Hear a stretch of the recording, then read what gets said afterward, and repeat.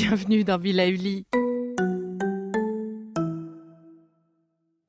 Et avant de commencer cette nouvelle capsule bien-être, je souhaitais vous présenter notre partenaire. Décembre déjà, le dernier mois de l'année. Une année singulière à plus d'un titre. Alors comme à l'accoutumée, bientôt vont arriver nos listes de bonnes intentions et autres objectifs à remplir. Et si pour changer, je vous proposais non pas de réfléchir à comment faire mieux l'année prochaine, mais plutôt comment juste prendre bien soin de soi. Sur cette fin d'année, j'ai eu envie de vous proposer les meilleurs conseils des experts que j'ai rencontrés, histoire de se faire un petit mémo sur ce qui est bien pour soi, un petit regard sur l'essentiel, le vrai, c'est-à-dire soi. Être bien pour soi déjà, et le reste, devrait suivre. Alors je vous propose de vous plonger dans quelques-unes de mes belles rencontres 2020 et vous souhaite un doux mois de décembre. Je vous embrasse. Bon, on va pas se mentir, avec les 2 confinements qui se sont succédés, on a dit bonjour à quelques petits kilos supplémentaires et une silhouette peut-être un petit peu moins dynamique, en raison de l'ennui et puis on est chez soi, donc on bouge un petit peu moins. Mais du coup, peut-être que cet échange avec le docteur Laurence Plumet nous aidera à retrouver le chemin de bonnes habitudes. Ce médecin nutritionniste, auteur de nombreux ouvrages, dont le dernier sur le gras, justement, bien comprendre le gras et pourquoi il est essentiel pour nous, dans notre corps, à condition de bien le gérer, Laurence est très reliée à la réalité. C'est ce que j'aime chez elle. Elle aime clairement manger et du coup, ses conseils sont toujours très avisés pour nous aider à retrouver le chemin des bonnes habitudes, doucement, sans se flageller. Alors, je vous propose de rencontrer et de réécouter ses meilleurs conseils. Bonne écoute. Alors aujourd'hui, j'ai invité le docteur Laurence Plumet à nous rejoindre. Laurence est médecin nutritionniste, praticien hospitalier. Elle est auteure aussi de nombreux ouvrages, dont le dernier, je vous recommande d'aller le lire, c'est Le monde merveilleux du gras, tout sur ces rondeurs qui nous habitent. Il est paru aux éditions Erol en mars 2020, donc il est tout frais.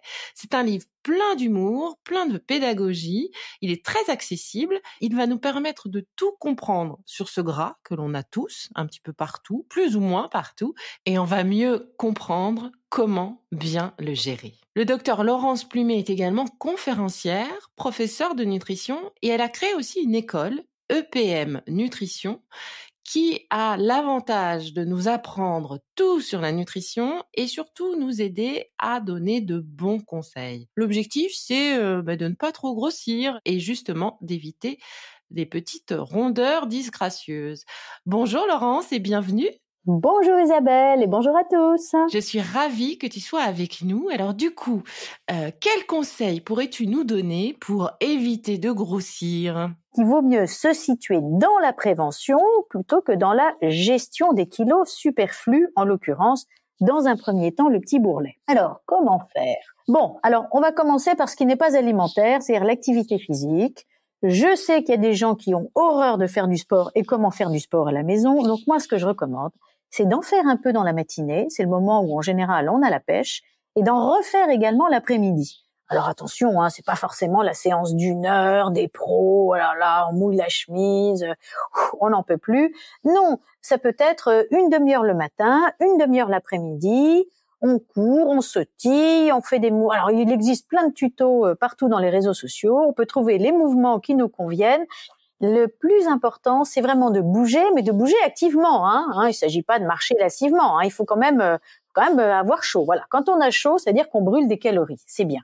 Si on fait une demi-heure le matin, une demi-heure l'après-midi, ça fait au total 1 heure. Allez hop, on a dépensé 200 calories. Ça, c'est fait. Maintenant, voyons l'aspect grignotage. Le grignotage, il aura lieu le matin si on n'a pas pris de petit déjeuner et il y aura lieu toute l'après-midi si on n'a pas bien mangé à midi. Ça, c'est normal. Donc, pour éviter de tomber dans le grignotage, l'idéal serait de garder le rythme, c'est-à-dire de se lever le matin vers 8-9 heures, de prendre son petit déjeuner dans ces eaux-là, ensuite de faire un bon déjeuner vers 13 heures, 14 heures à la rigueur, ce qui empêche d'avoir très faim vers 16 heures, juste une petite faim raisonnable et on verra comment la satisfaire. Et finalement, le soir, là aussi, manger léger le soir, c'est le secret de la minceur. Donc, un dîner léger le soir. Finalement, si on respecte bien ces 4 petits conseils, eh bien, voilà, on limitera la casse.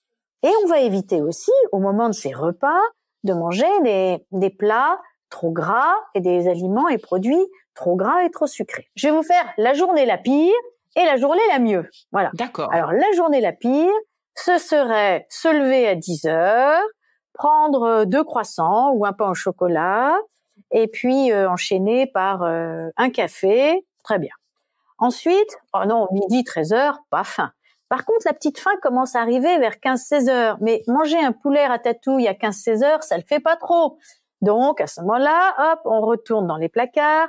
Et là, on se prend la boîte de biscuits, allez, 1 ou 2 pommes, un café et un thé, et puis 2 rangées de chocolat. Et puis, on va grignoter comme ça l'après-midi. Et le soir, eh ben, qu'est-ce qu'on va faire? Allez, on va se prendre un surgelé, un bœuf bourguignon, avec des frites surgelées, bœuf bourguignon frites, c'est pas mal.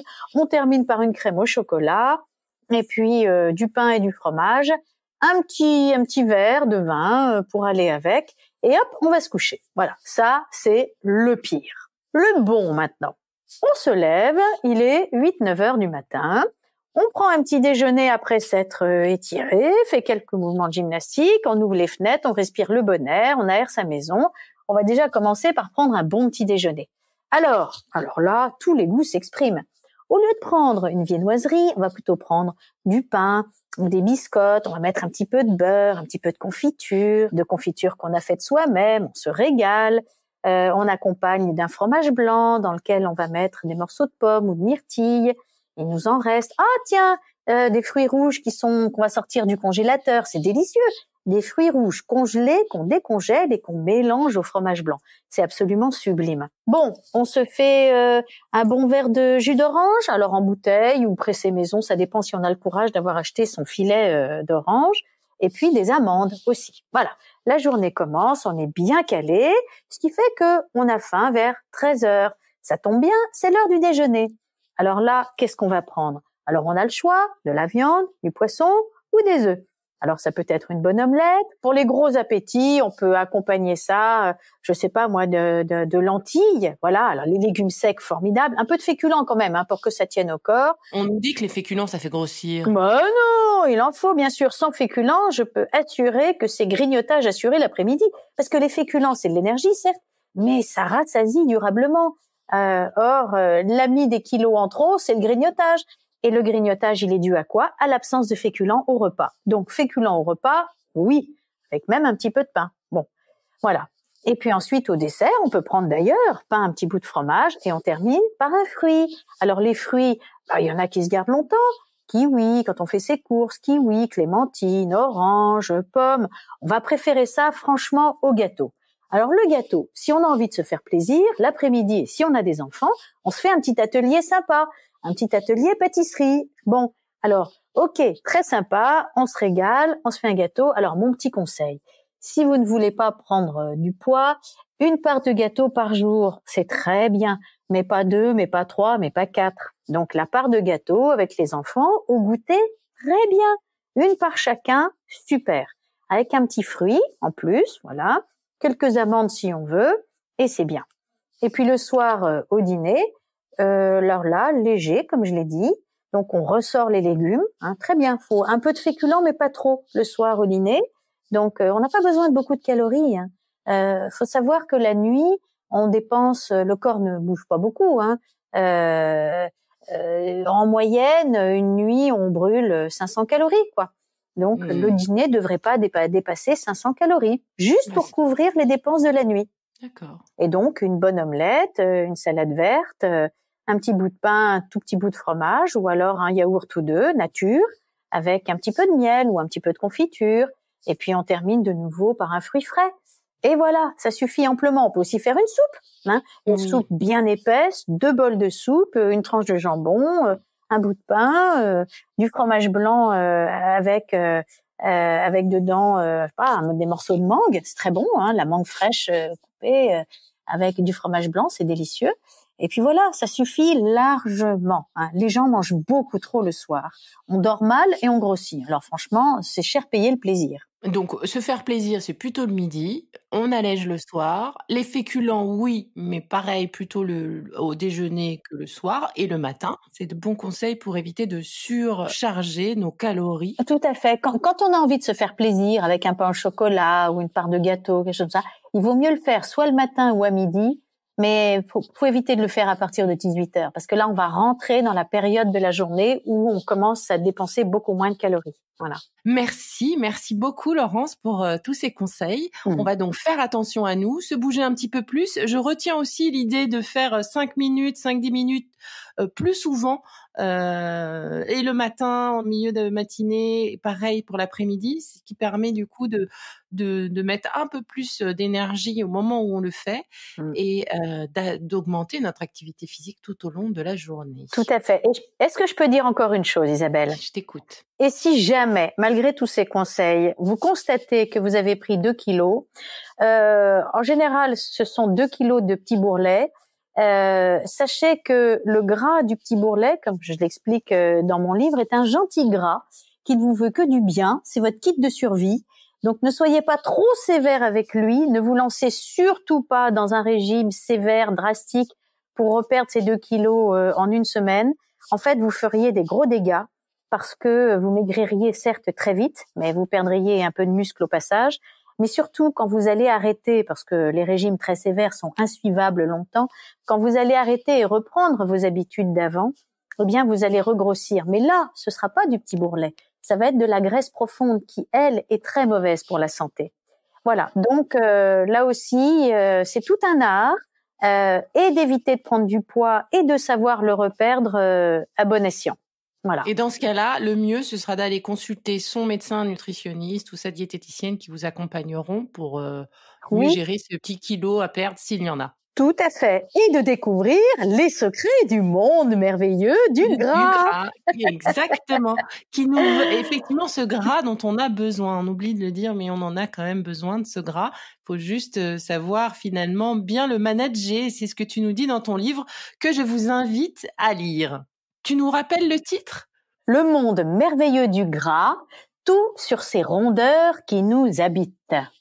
Et voilà, vous savez tout. Aux éditions Erol. Vous savez tout maintenant et à très bientôt pour une prochaine capsule Be Lively. C'est fini pour aujourd'hui, mais on se retrouve très vite, c'est promis, pour la suite du programme Be Lively. Si ce que je fais vous plaît, continuez de le noter et abonnez-vous pour ne louper aucun de mes futurs programmes. Entre chaque podcast, vous pouvez aussi me retrouver sur mon compte Instagram @BeLivelyNow pour discuter avec moi. Alors en attendant la prochaine capsule, surtout continuez de prendre soin de vous, c'est bon pour tout le monde.